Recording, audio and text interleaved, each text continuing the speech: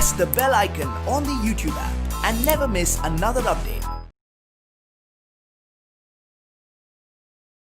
Hi students, we are discussing about the magnetism and matter.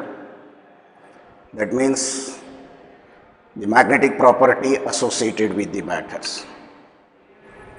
However, the Curie and Faraday observed that all the substances in nature have the magnetic properties.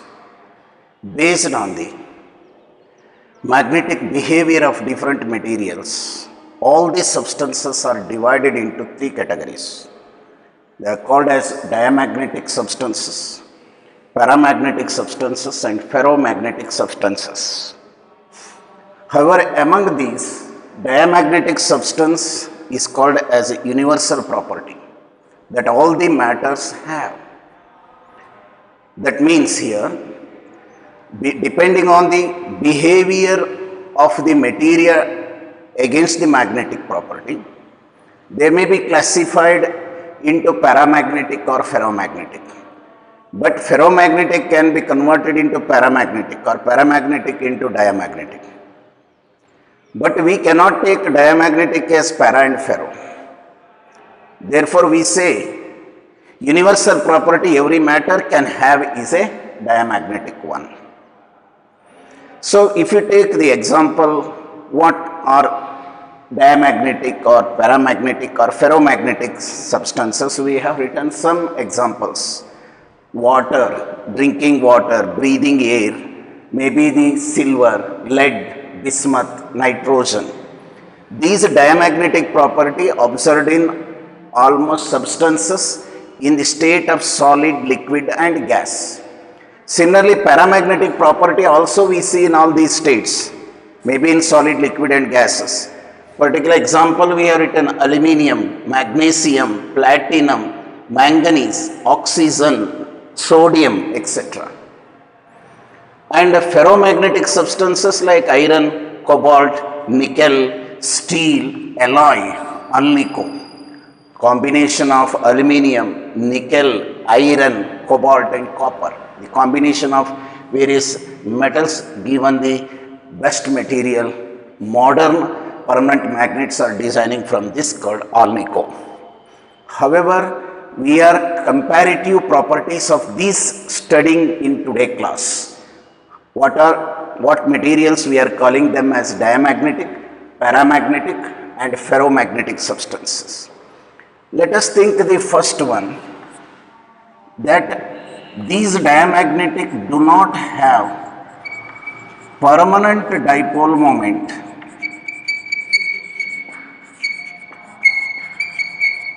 Permanent dipole moment is 0. Why? You come to know, or we discussed in the previous classes, every matter is made of atoms and molecules.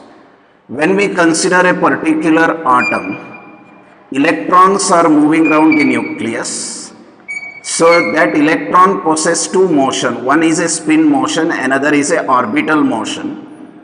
Together gives magnetism to the atom by virtue of its spin and orbital motion. Origin of magnetism in matter is with the spin and orbital motion of electrons, and major contribution is by spin motion. One electron exhibits a magnetic moment. Another electron which is moving in the opposite order in the same orbit exhibit another moment which is quite opposite of same strength.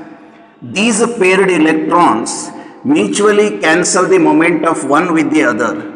Net magnetic moment of this electron becomes 0. Paired electron make the dipole moment 0 because dipole moment of one is cancelled by the other.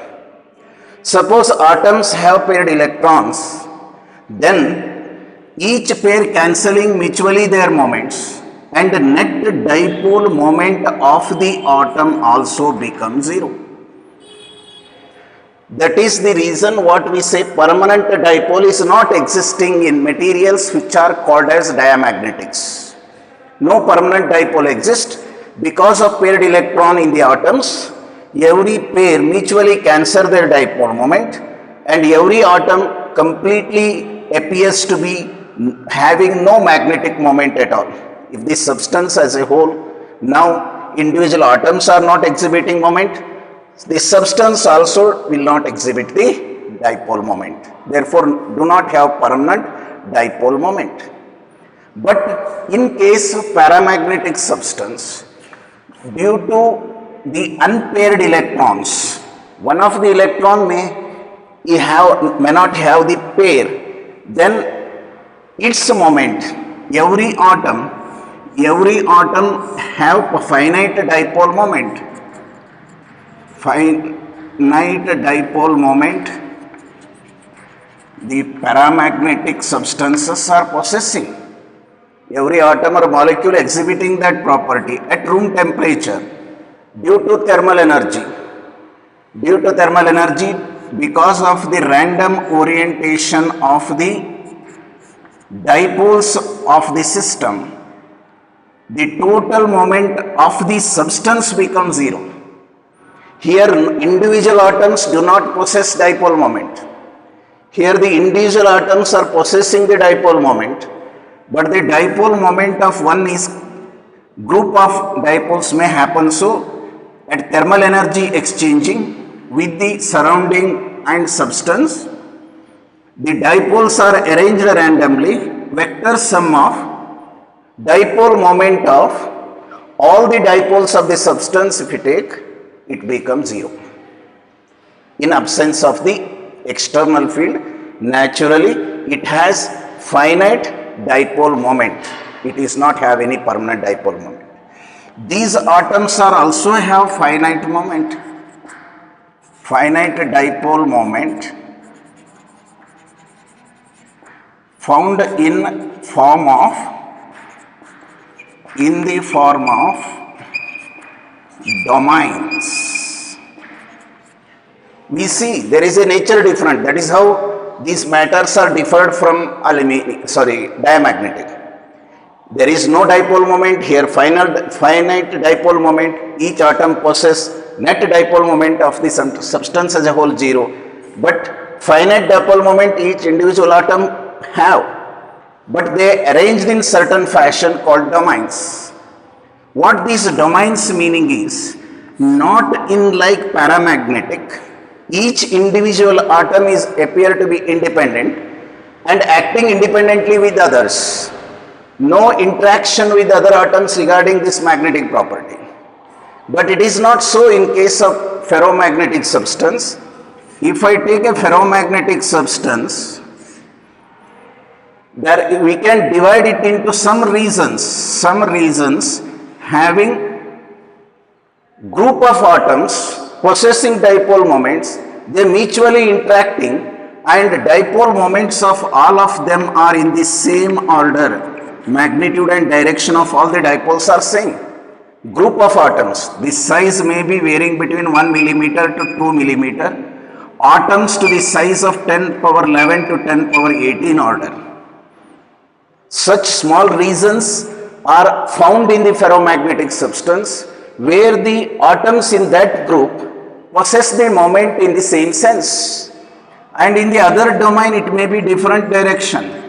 Within the domain all are having the same nature, or in the other it may be like this,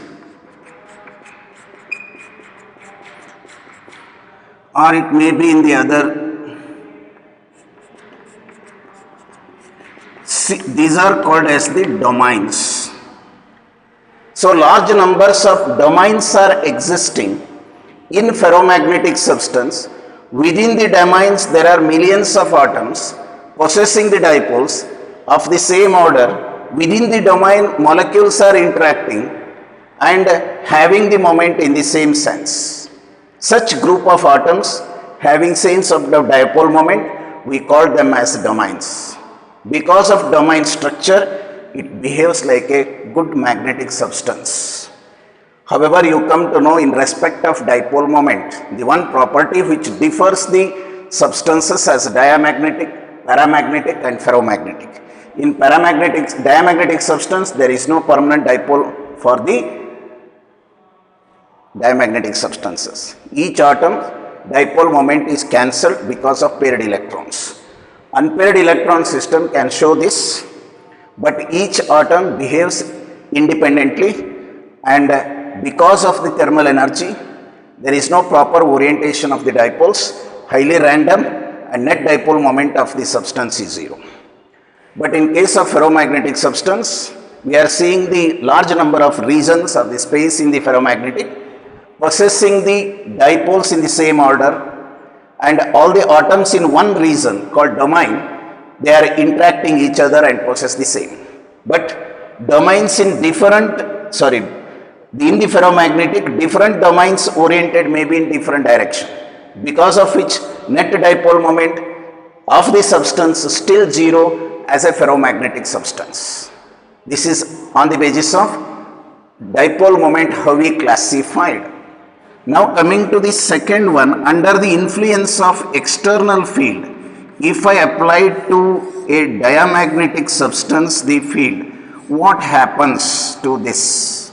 If I applied a field to magnetize it, you know that in case of when we place a substance in the magnetic field, due to the Lenz's law, there is an induced current. This induced current dipoles the atoms or the electrons in an atom, net dipole moment when H is zero, they are of equal strength, mutually cancelled in case of diamagnetic. But when I kept that in the magnetizing field, the electrons of the atom having moment in the same sense of H gets slowed down due to the induced current induced in the material because of the applied field. You studied in EMI, electromagnetic induction. Those electrons' speed decreases, thereby their moment decreases, moment of the electron decreases. Out of the two, one which is having same sense, its moment is decreased, whereas another electron having the moment in the opposite direction, its speed increases because of current property, induced current. This makes electron to move with higher speed means its moment increases. One moment decreased, other moment increased, there is a net dipole moment of the atom remained but negative, which is opposite to the direction of H, which induces tiny magnetism to some extent because of this variation in their speed of electrons possessing equal moments. Earlier their pair is making the dipole moment zero. Under the influence of external field, electrons speed varies, same sense decreases, opposite sense increases, thereby moment opposite sense increases and net dipole moment remain. And small magnetism induced comes very negligible. Very negligible magnetism appears, small magnetization we are seeing in dipole. That is, dipoles are originated, no permanent dipoles, but opposite sense and oppose the applied field. That is induced dipoles. Induced dipoles we are seeing a finite, very small in value we are seeing in diamagnetic substance. I hope you are followed. But in case of paramagnetic substance under the influence of external field, what happens is these are in random direction earlier. When applied, individual dipoles are started to align or get polarizing in the direction of H slowly. There is a limit, saturation may obtain, magnetism may be less, but finite polarization possible depending on the value of H. Slowly the magnetization increases and magnetize I also comes in the direction of H.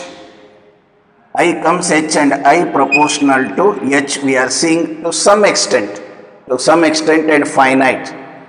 Magnetism is small, very small, we can see in the case of paramagnetic, and I is positive.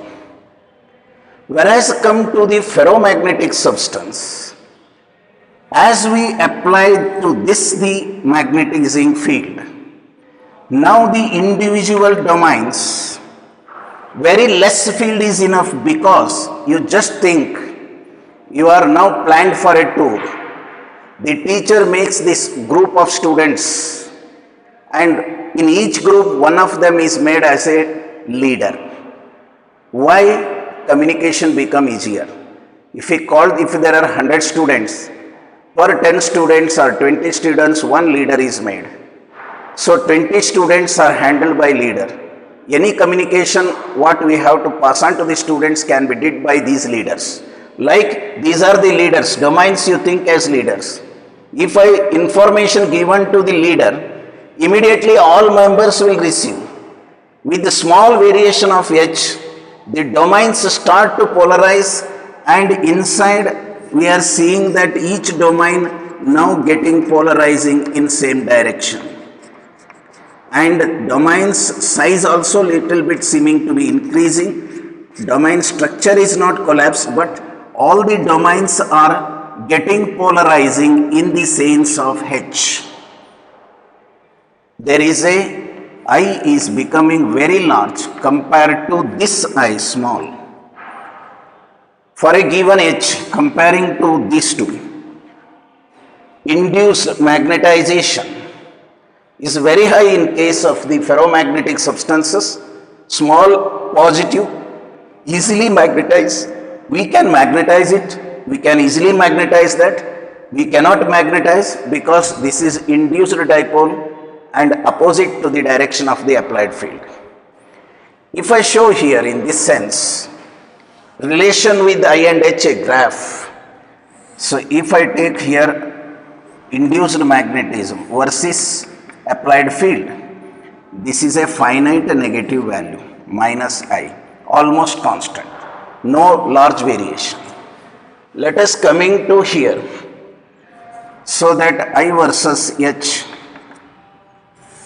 so we see the small variation for paramagnetic substance. And if you come to the ferromagnetic substance, the same variation is almost initially varying, and once saturation is reached, the maximum applied field is enough. Higher field applying no use, intensity of magnetization gets saturates. That is what the curve represents.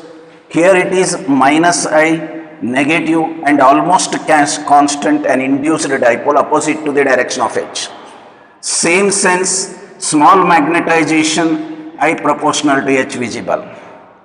But this also shows the same nature earlier, and after it gets saturated.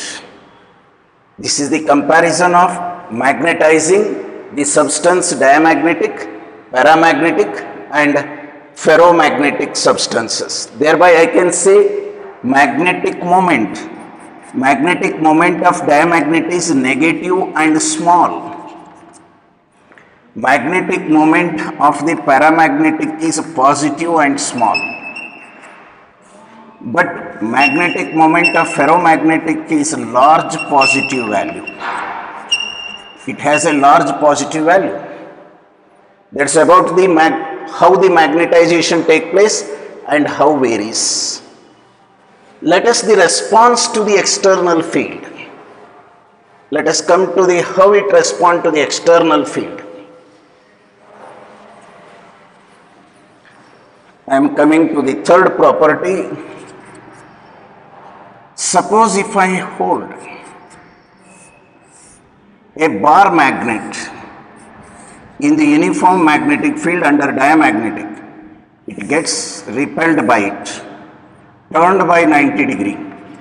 Suppose this is the direction of the field, and a bar of diamagnetic, not magnet, bar of diamagnetic is suspended. Now this bar which I place suddenly become perpendicular, repelled by the magnet. But in case of paramagnetic substance, it sets in the direction of the field. Bar magnet parallelly remains. And in ferromagnetic, it set very easily and strongly in the magnetic field B.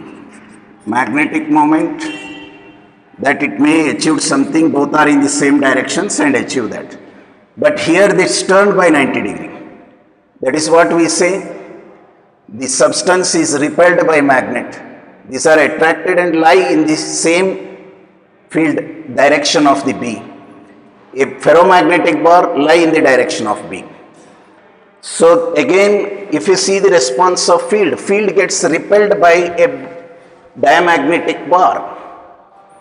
Magnetic field, if I take a diamagnetic bar, the field lines, if you look into, these are slowly gets repelled. Number of field lines appearing to be decreased comparing to the others. There is a repulsion by the diamagnetic bar, does not allow the field lines much to pass through that. That is what we are seeing in case of diamagnetic picture. Whereas paramagnetic, it allows, no doubt, number of field lines passing through that increases. More number of field lines will pass through them. It is in case of paramagnetic. It allows, it conducts the field lines. It will not conduct them. Whereas in ferromagnetic, this is very high. We are seeing the conducting, the field lines pass through them at large number comparing to that of the ferromagnetic. You are seeing more inside the, particularly you look into the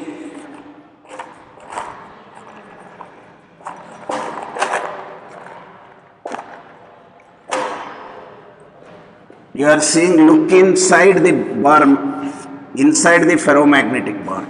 See, the field lines number is very large, more crowded the field lines inside the bar in case of ferromagnetic substance.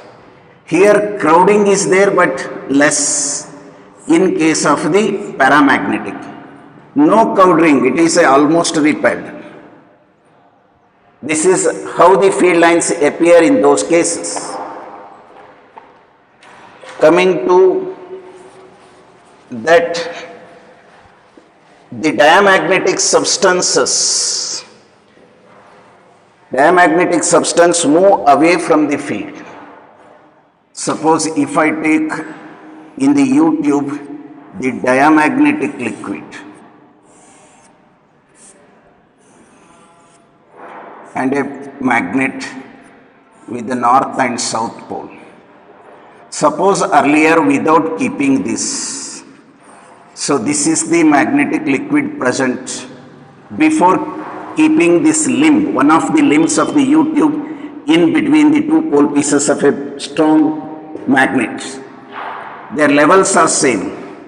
This is the level what we are seeing earlier.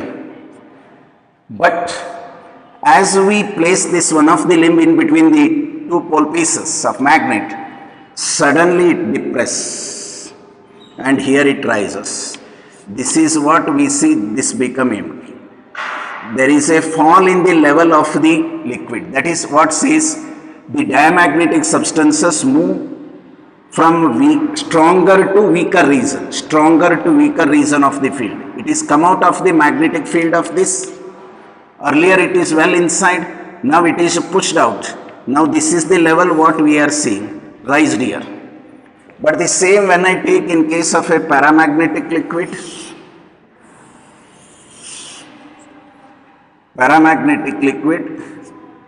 similarly if we assume that the levels are same earlier, this is the level earlier we have between the north and south pole pieces. When I place one of the limbs containing paramagnetic liquid, there is a small rise, not considerably increases, but small rise possible, the level falls here and there is a small increase.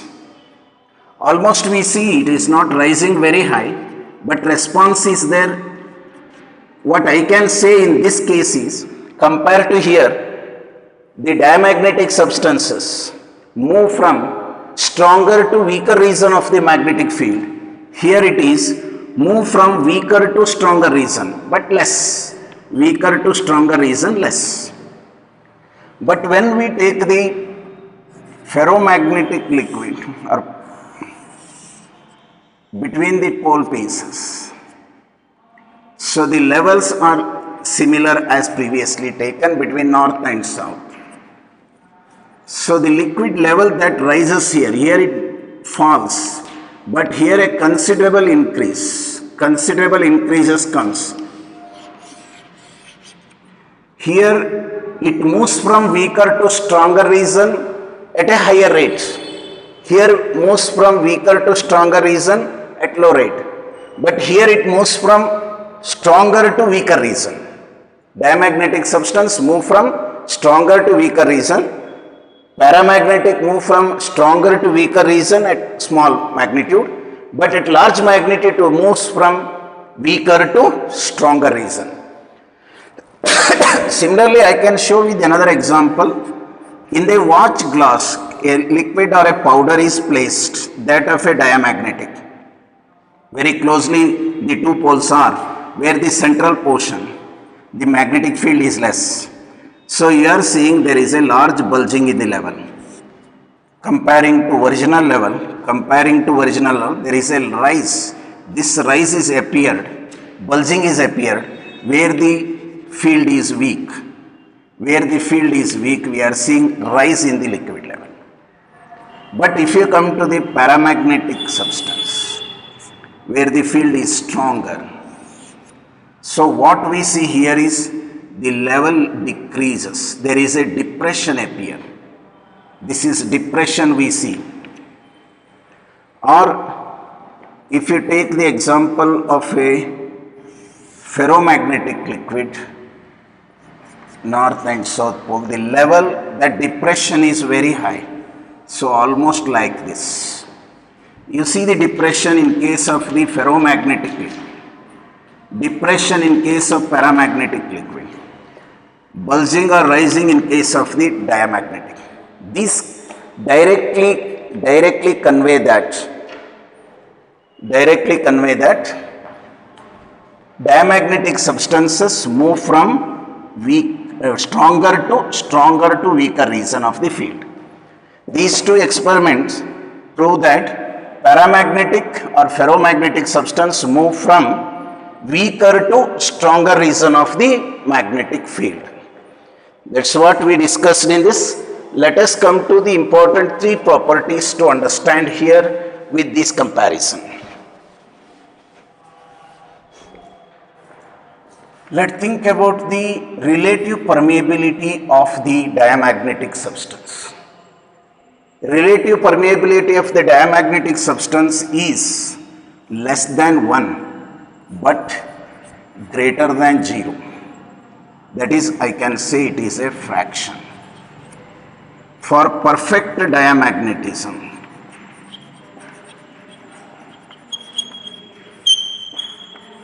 the substance achieves a superconducting state. Meissner effect calling as conducting state. Perfect diamagnetic, perfect conductor, where this mu r becomes 0.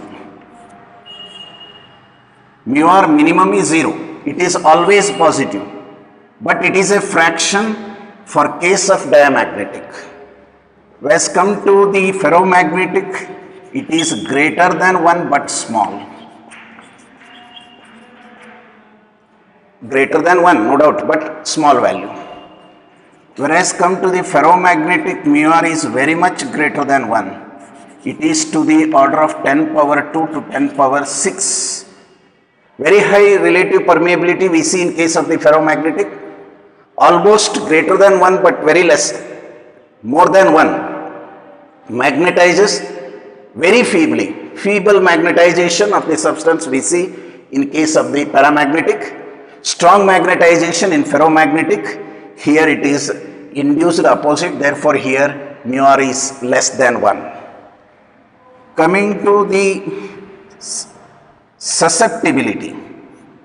Susceptibility is negative, minus 10 power minus 5. Because you know susceptibility we defined as I by H. I discussed earlier about I. You come to know intensity of magnetization is negative.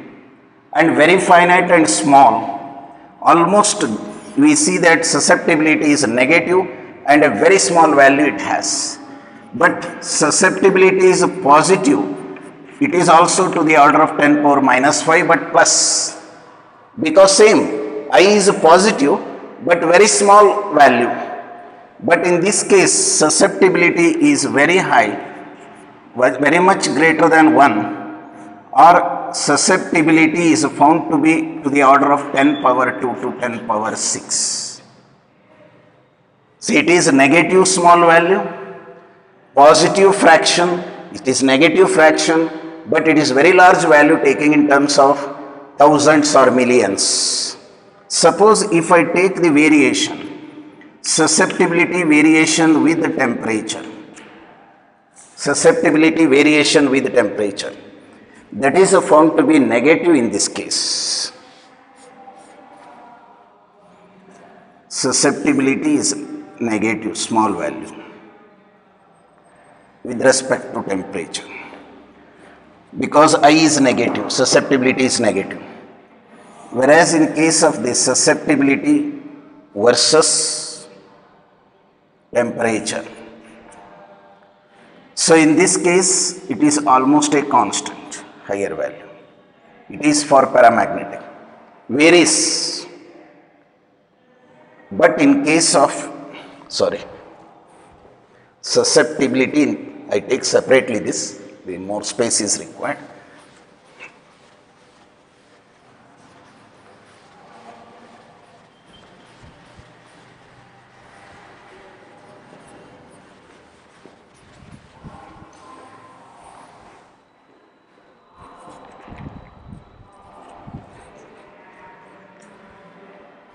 Coming to susceptibility concept in case of diamagnetic, as told here, susceptibility versus temperature, if I plot, almost I is constant by H, which is called susceptibility. I can write this is the minus I, almost constant. But in case of paramagnetic substance, the susceptibility curve appears to be goes on decreasing. We have a relation here, C into mu naught by T. C is called as a Curie law and C is a Curie constant.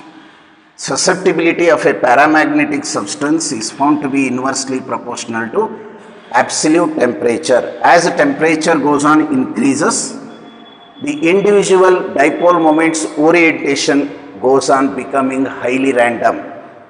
That makes the magnetization process difficult, and magnetization decreases means I decreases. I decreases means susceptibility is also goes on decreases in case of paramagnetic substance. When we come to the ferromagnetic substance, the curve is almost like this. So up to a temperature called critical temperature, up to a critical temperature, the susceptibility is almost same. But for any temperature, this range of temperature, susceptibility is found to be K some constant upon T minus Tc, which is called Curie-Weiss law, where T is temperature considered is greater than critical temperature. Curie temperature, at this temperature particularly, the substance starts above that. For T greater than Tc, the ferromagnetic substance behave like a paramagnetic substance. That you think here, it loses the domain structure. The domain structure collapses and starts individual atoms behaving independently, the dipole moments, and curve follow the paramagnetic nature. But till then, almost susceptibility is independent of temperature up to the critical temperature called Curie temperature.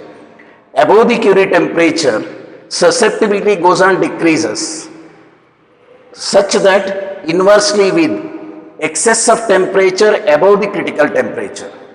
At and above the critical temperature, ferromagnetic substance starts behaving like a paramagnetic substance. These are comparative properties we discussed.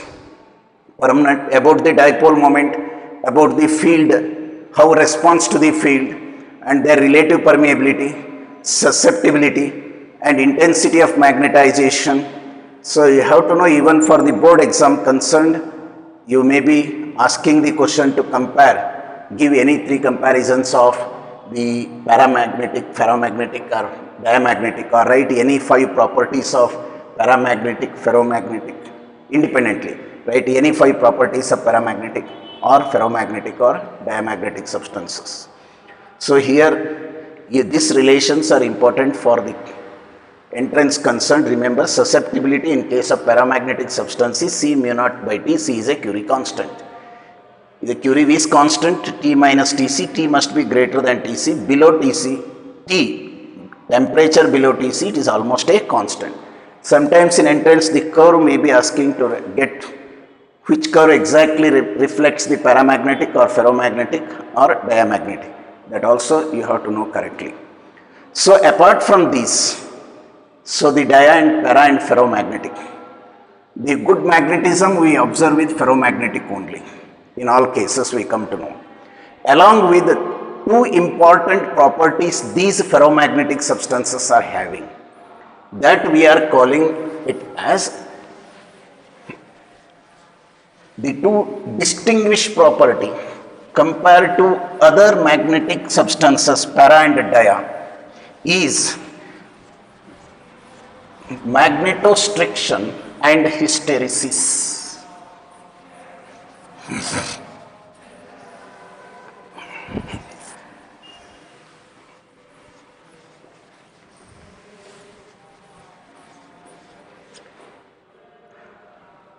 So the ferromagnetic substance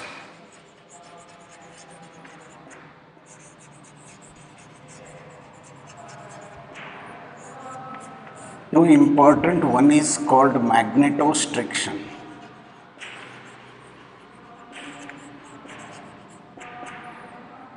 and another is called hysteresis. Magnetostriction is, once you take a ferromagnetic bar and magnetize this applying the magnetizing field, as the domains are started to align in particular direction, when the polarization of the domains started, the length of the magnet appears to be increased to small magnitude along the direction of magnetization. And if you demagnetize, the length decreases again. This increase in or decrease in length of the ferromagnetic bar during magnetization and demagnetization process is called magnetostriction. The length appears to be increasing and decreasing. Length increases in the direction of magnetization during the polarization of the domains of the ferromagnet.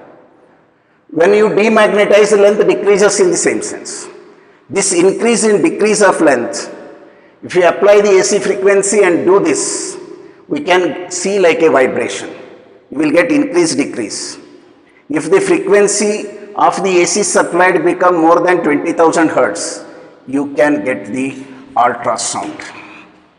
You know, the sound waves having frequency more than 20,000 hertz called ultrasound sounds, and again you are knowing that vibrations produce this sound. If that is why we can produce, this technique is used, magnetostriction phenomena used in production of ultrasound signals, which are widely used for diagnosis in medicine. That's one about magnetostriction.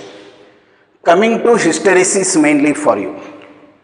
What this hysteresis says is, already you know a substance we are going to magnetize by passing and variable current passing through this. This can be magnetizing a ferromagnetic bar.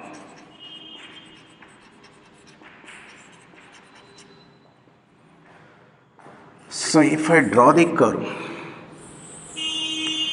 H versus I, we discussed already. As I am increasing the strength of the applied voltage or the current, value of H applied goes on increases. Domains in the ferromagnetic bar started to polarize. Polarization is started of the domains, and all the atoms of the domains and also the interdomains start to align in the direction of H. Thereby slowly we are seeing increase in the magnetization and reaches a maximum.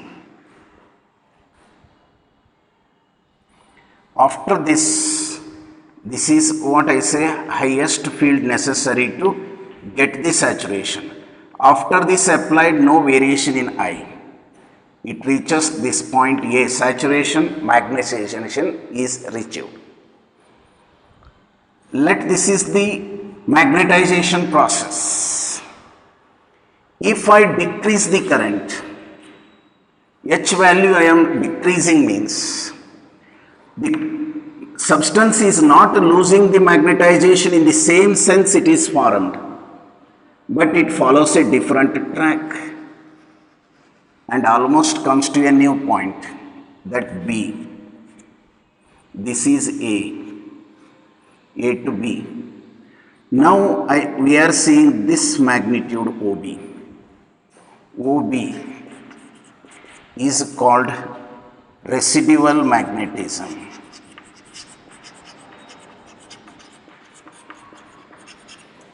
Or retentivity, or it is called the remanence field. The meaning same. How much ferromagnetic substance retained magnetism when it is brought out from the magnetizing field, or magnetizing field is made zero. Now it behaves as a magnet. Some magnetism it retains. It not lost completely what it was got saturated. It not remains at saturation. But finite magnetism is retained by the substance when magnetizing field is made completely zero is called retentivity or residual magnetism or remanence field. Any name they may be using. Suppose if I want, it is already possessing magnetism. It opposes the demagnetization process. If I change the direction of current and varying it in the opposite direction, current is reversed, and again increasing the current in the opposite direction, the field increases. What we see is immediately the substance is not losing the magnetism which already it acquired. It has a tendency to oppose also demagnetization process. That is what we are calling it as a coercivity, or slowly the substance going on losing magnetism. At C, we are seeing OC magnitude here, this OC magnitude, this magnitude. This is the minus H value here. This magnitude is a residual magnetism. How much magnetism is retained in this? Here I am seeing it is the minimum field necessary to apply in the opposite direction, minimum field applied in the opposite direction, so that acquired magnetism becomes zero. That we call it as a coercive field or coercivity. It is the minimum field applied in the opposite direction of the magnetizing, so that acquired magnetism completely becomes zero, is called coercivity or coercive field. Suppose in the same sense, if I increase the current, this process continues in the opposite direction and gets the saturation at D. Again, if you compare, the same H maximum is enough to magnetize in the opposite direction. Earlier it was magnetized in that direction, now it magnetizes opposite also. Such a fine material responding to the applied field. Again, if you go on decrease the field from this, reaches to original if I decrease the current in that sense. Now this magnitude is again same. It is also OB dash. OB equal to OB dash. No difference at all. Further, if I reverse the current here, reverse the current and do the same job, again the field becomes 0 at C. It is C dash if I write. OC dash is equal to OC. Same. Further, I increase the field.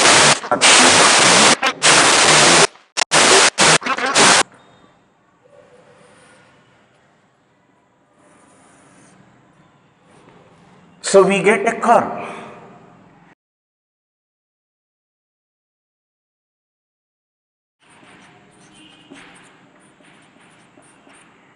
It is called as a hysteresis loop. What we have seen in this is substance I follows H. I am saying I lags H. As like our shadow following us. If we increase the field, I increases in that direction, get saturation. Decrease the field, I goes on decreases.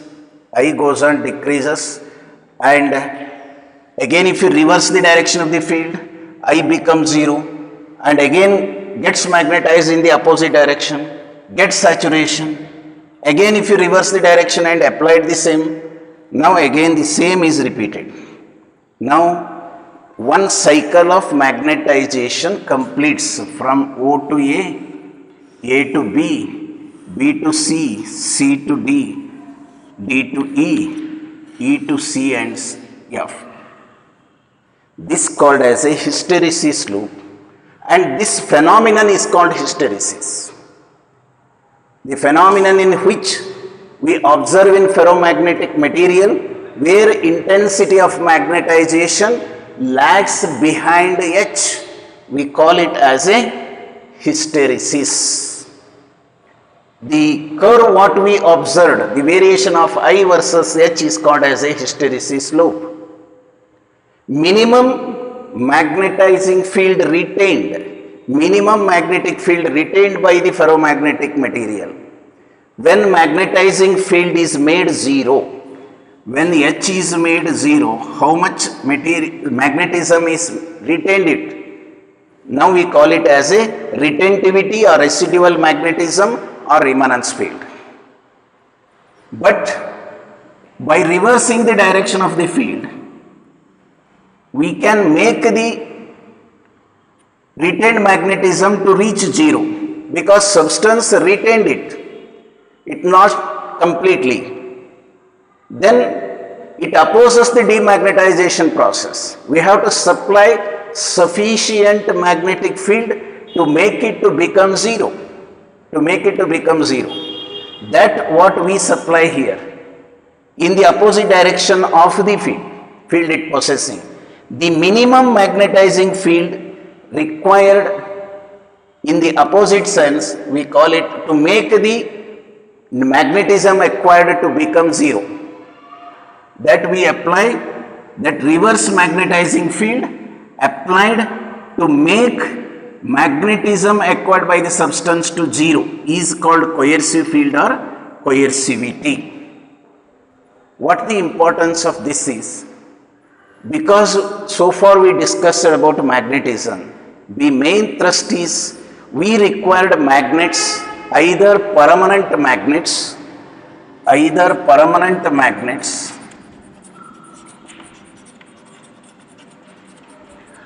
electromagnets.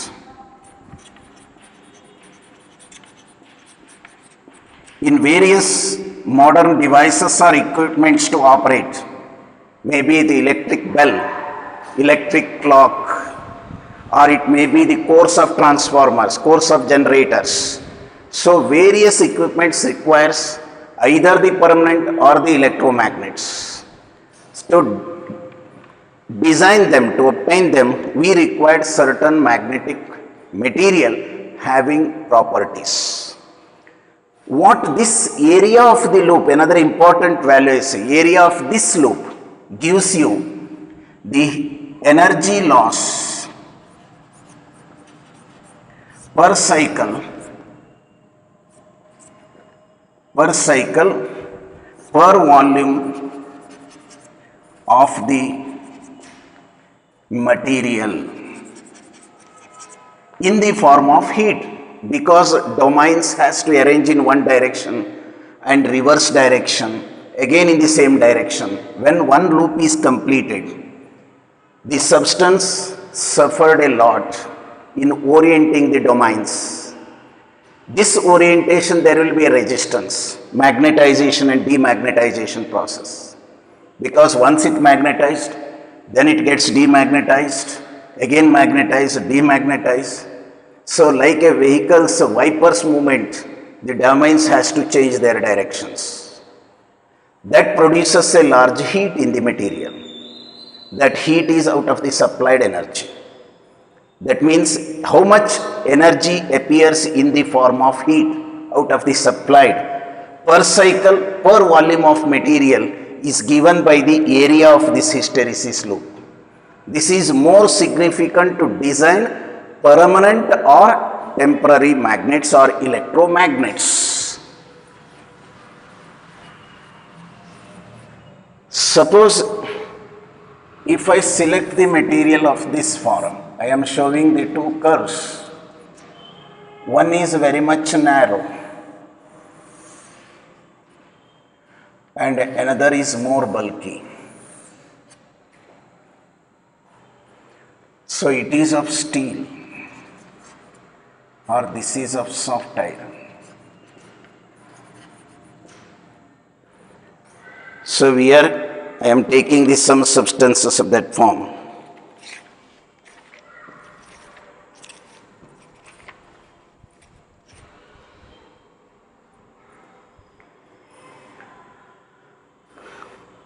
What we see in this is, steel is showing hysteresis loss more.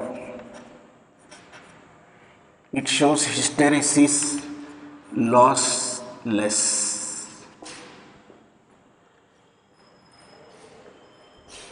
And in case of permanent magnets, there are 5 important properties you have to remember that has to follow to select that as a permanent magnet. Number 1, I write here the space required.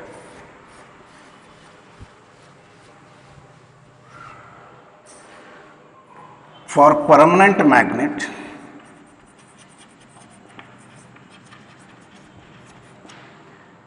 number 1, that retentivity. So it acts as a magnet means it must be more. It should have high value. Second, coercivity. That must be more because large field is necessary. See in this coercivity for this permanent magnet, retentivity must be high, coercivity must be large. For this steel, and third, hysteresis loss is also large. But one thing I say in case of permanent magnet, we are not taking it to cycles of magnetization. We should not worry much about this hysteresis loss. Because once we magnetize and remove it from the field, we are not making the substance to undergo cycles of magnetization in permanent magnet. Therefore, we cannot think about this much. But we see that is permeability and susceptibility.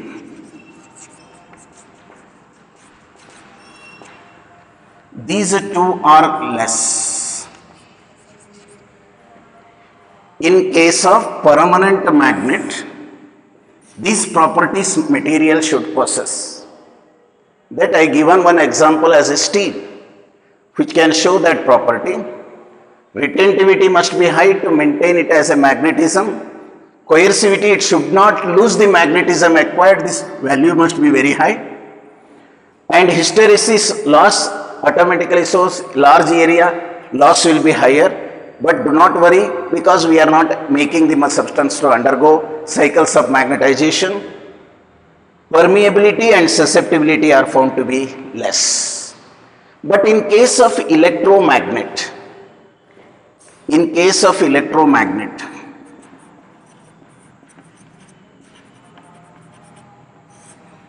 this must be more. It should have high value. Retentivity must be high.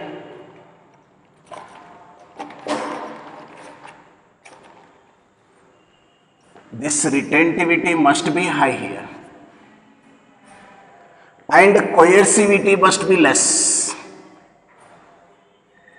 Retentivity is high, coercivity must be less. Hysteresis loss must be less. Permeability is more. And susceptibility is also more. If the hysteresis loss is high in case of electromagnet undergoes cycles of magnetization. When it is undergoing cycles of magnetization, heat loss produces if the hysteresis loop is thick. Here narrow hysteresis loop for the electromagnet suggests loss is less. Less heat produces less loss, safe the material is. Therefore, hysteresis loss must be less. Immediately, it has to lose the magnetization, means coercivity must be less. But more retentivity, more permeability and more susceptibility we see for the electromagnet. That example I given as a soft iron, which act as a very good for that. So this is how what we discussed about the classification of materials into para, dia and ferromagnetic substances and their classifications in respect of their properties. And ferromagnetic substance exhibit two important parts, that is one magnetostriction and other is the hysteresis. So hysteresis we defined is a phenomena what we see, the intensity of magnetization of the ferromagnetic substance directly related to H, lags behind H, I lags behind H is called hysteresis. The loop that we are seeing in this curve is called as a hysteresis loop. Minimum magnetizing field, minimum field that retains when magnetizing field is made 0 is called coercive field or coercivity. Minimum reverse magnetizing field required to demagnetize the substance completely is called coercivity or coercive field. And hysteresis loop area gives you the amount of heat generated out of the supply energy per cycle per volume of the material. And we classify the magnets of two types, permanent and electromagnet. What properties they must require here I mentioned. For permanent magnet what must be high and what we see the less. For electromagnet also. Lastly, with one called as magnetostatic shielding. Like electrostatic shielding, the magnetic ring if placed in the magnetic field, the lines of forces are passed through the magnet and in interior space it is almost become free from the magnetic lines of forces. That we are calling it as a magnetic static shielding. Suppose this is the ring of the iron. If I taken an iron ring, magnetostatic shielding,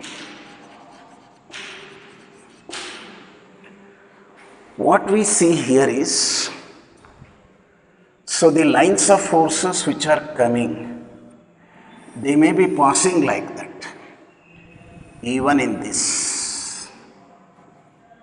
So they pass through the material and almost the region open space inside the iron ring is not affected by the field. This region inside the open space, magnetic field is 0. This is shielding. We shielded this area from the influence of the magnet. It is not allowed the magnetic field to pass through that. It takes itself within the ring, field lines will pass and make the entire space inside free from the magnetizing field. That is same happens when the material becomes superconductor. That is what perfect diamagnetism and perfect conducting possible at particular low temperatures in the substance. That superconducting state, they are always together. Once the material becomes superconductor, it is acting as a perfect diamagnetic. It repel all the fields out, as like here. The region inside is completely free from the applied field. That is, we are shielded this region. We are made free from this region of the external field applied. We can protect this region against the magnetic field. That's what we are calling it as a magnetostatic shielding or magnetic shielding.